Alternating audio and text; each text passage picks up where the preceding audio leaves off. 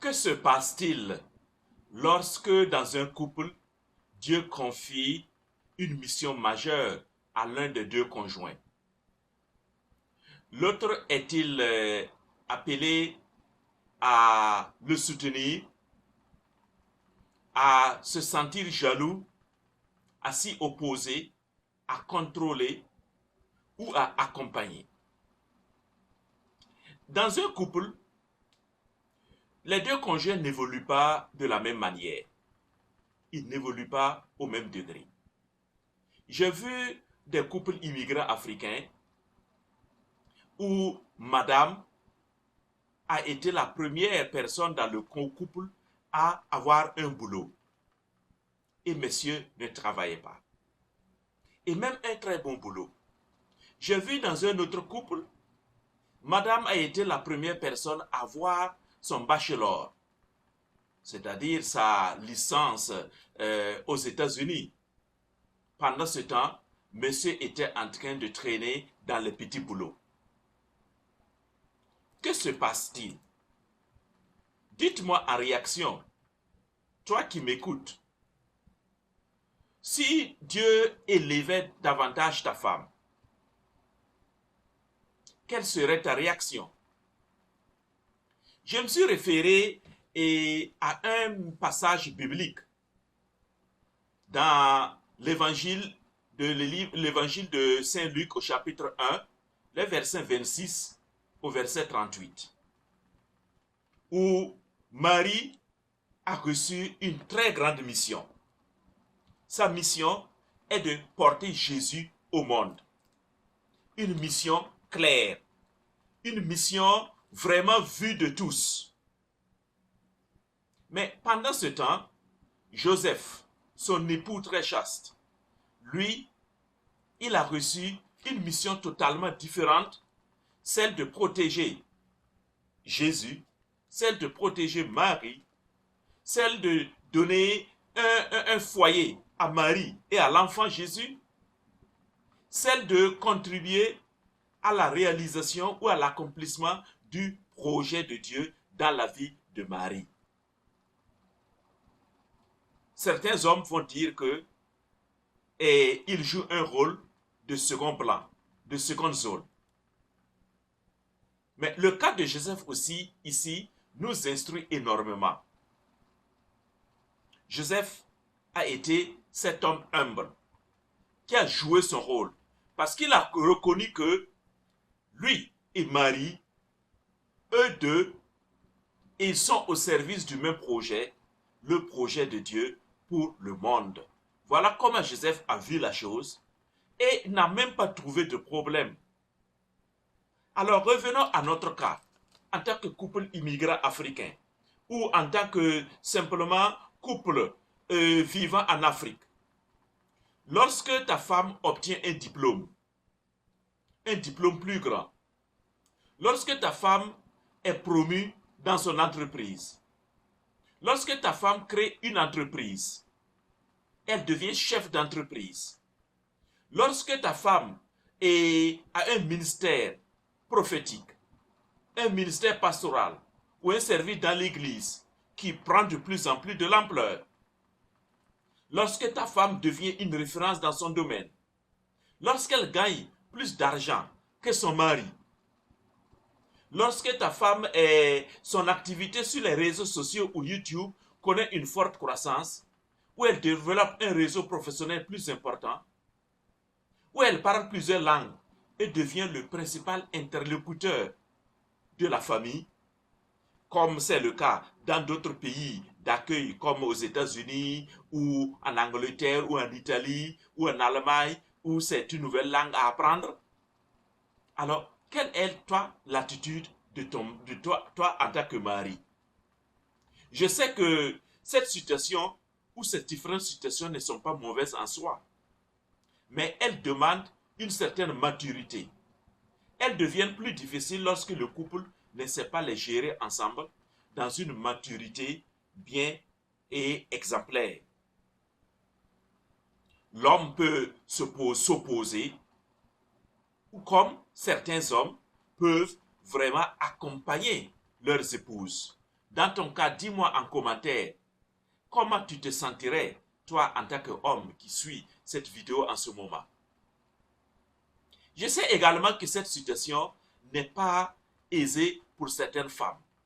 Parce que gérer ce leadership-là, entretenir ce leadership et continuer à respecter son mari, continuer à être l'épouse qu'il faut et dans son foyer, cela n'est pas toujours évident pour certaines épouses. Certaines épouses vont avoir les épaules assez élevées maintenant, assez hautes maintenant, pour dire c'est moi l'homme de la maison. C'est moi l'homme fort ici. C'est moi l'homme qui porte la culotte maintenant. Puisque c'est moi qui apporte l'argent, le plus d'argent. Puisque c'est moi qui suis bien vu sur les réseaux sociaux. J'ai vu une prophétesse qui prenait l'habitude même de rabaisser son époux, même en assemblée dans l'église. Parce que c'est elle qui a fondé l'église. Et pour elle, puisque Dieu l'a appelée à être prophétesse, et son mari est en seconde zone. Et elle n'autorisait pas à son mari de s'asseoir même à côté d'elle dans l'église. Son mari s'asseyait comme tous les autres fidèles quelconques au sein de l'église, sur n'importe quelle chaise ou sur n'importe quel banc. Et elle parlait avec arrogance à son mari. Et elle avait décidé dans son foyer que son mari fasse désormais la cuisine, puisque elle se dit être appelée par Dieu. Voici comment certaines femmes réagissent. Mais pendant ce temps aussi, j'ai vu dans mon pays en Afrique le cas d'un couple de policiers. Le mari était simple policier, sans grande responsabilité majeure. Je vais dire quand je dis simple, c'est un policier ordinaire. Il n'était pas le premier responsable. Par contre, sa femme était commissaire de police. Et quand on a affecté la femme en tant que commissaire de police dans une ville du pays, elle a demandé que, de concert avec son mari, pour que le couple ne soit pas dispersé, son mari aussi a été affecté dans le même commissariat que sa femme. Et j'ai vu les autres policiers, puisque lui, le mari, étant policier ordinaire et n'était pas responsable, il devrait être à l'heure aussi au bureau, au service, au commissariat, comme tous les autres policiers à 7 heures. Et la femme commissaire de police venait parfois plus tard vers 8 heures ou 9 heures. Et j'ai vu certains policiers taquiner ce monsieur-là. Lorsque madame la commissaire rentre avec sa voiture au commissariat, tous les policiers se mettent au garde-boue. Et ses collègues lui disaient, mais toi ne te mets pas au garde-boue, c'est ta femme, non? Mais ce monsieur, dans son humilité, faisait le garde-boue. Le garde-boue. Mais, quand j'ai approché ce couple-là, parce qu'on fréquentait la même paroisse, et j'ai eu la joie et la chance d'être invité par ce couple en famille. Quand je suis allé, j'ai trouvé madame la commissaire jouant son rôle d'épouse à la maison. C'est elle qui était à la cuisine. Quand je suis arrivé, monsieur était assis au salon en train de lire les journaux, en train de regarder la télé, et c'est lui qui a été le premier à m'accueillir et qui a appelé sa femme pour que monsieur est là, notre visiteur est là, et madame est sortie me donner l'eau de l'étranger, comme on dit chez nous. Et j'étais surpris de voir la femme occuper son rôle à la maison, son rôle de femme, son rôle d'épouse. Mais et les deux conjoints. Mais on a mangé ensemble et c'était vraiment la joie. Ils m'ont enseigné l'humilité. Ils m'ont enseigné le respect. Ils m'ont enseigné l'acceptation de l'autre dans sa position. La femme a été élevée au rang de commissaire de police pendant que le monsieur n'était pas commissaire de police. Mais à la maison, la femme joue son rôle d'épouse, son rôle de mère, sans hausser les épaules devant son mari. Et le dimanche matin, pour aller à la messe, à la paroisse, c'est monsieur qui conduit la voiture, qui conduit madame et tous les enfants à l'église, à la messe. Il joue son rôle d'époux aussi. Vous voyez comment l'épisode de Joseph dans la Bible nous enseigne. Et l'épisode de certains couples que nous voyons autour de nous aussi.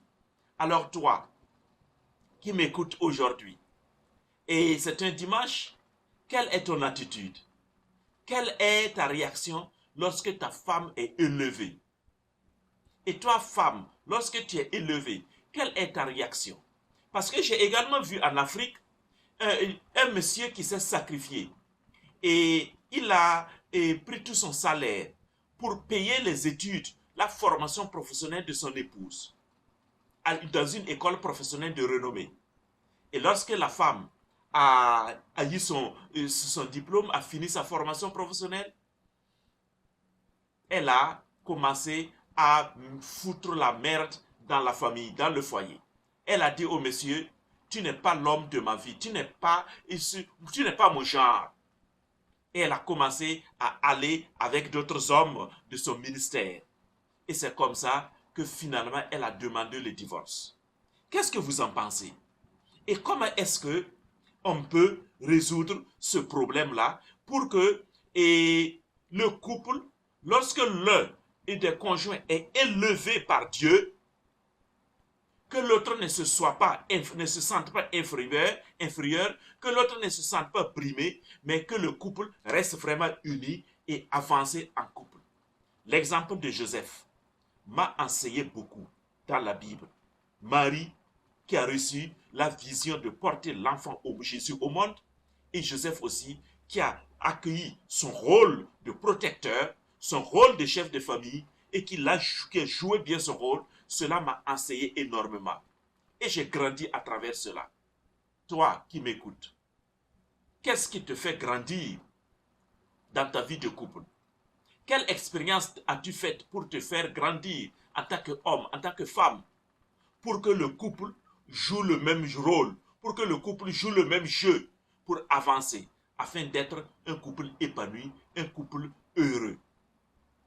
Avant de terminer, mettez les j'aime, partagez cette vidéo au maximum et n'oubliez pas, la plateforme, l'école du couple et de la relation est toujours là. Avec les formations et les livres sur les relations, sur les couples, sur l'immigration, vous pouvez trouver votre compte.